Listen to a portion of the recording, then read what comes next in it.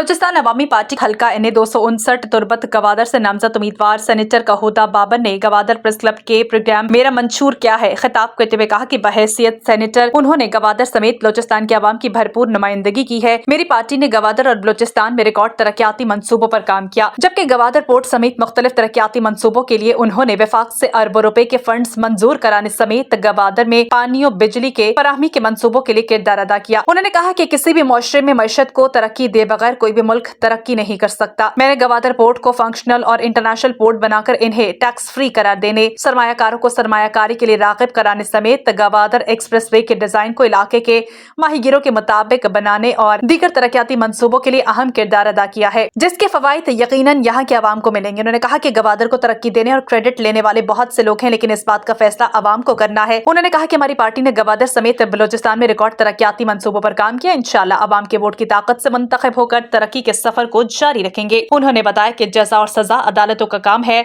मावराए अदालत कानून गैर कानूनी अमल की मजम्मत करते हैं। उन्होंने कहा कि सिफारिशी पॉलिसी पर नहीं बल्कि मेरिट की पासदारी पर यकीन रखते हैं। उनका कहना था कि वो साहिल मकरान में गैर कानूनी ट्रॉलिंग और माहीगिरों की मईशत को तबाह करने के खिलाफ बल्कि माहीगिरों के वसाइल को तहफ़्फ़ुज़ देने और साहिल को गैर कानूनी ट्रॉलिंग से बचाने के लिए कानून साजी पर जोर देते हैं। उन्होंने कहा कि गवादर समेत बलोचिस्तान भर में तरक्की के ख्वाहां हैं। इंशाअल्लाह मुंतखब होकर खिदमत का सिलसिला जारी रखूंगा। उन्होंने इलेक्शन में हिस्सा लेने वाले उम्मीदवारों से अपील की है कि अपनी कारकर्दगी की बुनियाद पर आवाम से वोट मांगे, एक दूसरे पर बेबुनियाद इल्जाम तराशी गालम गलोच से इज्तनाब करते हुए इज्जत और तकरीम का दामन हाथ से न छोड़े। हम सब भाई भाई हैं, इलेक्शन आज है कल नहीं होंगे, लेकिन वोट की खातिर किसी की इज्जत को न उछाला जाए।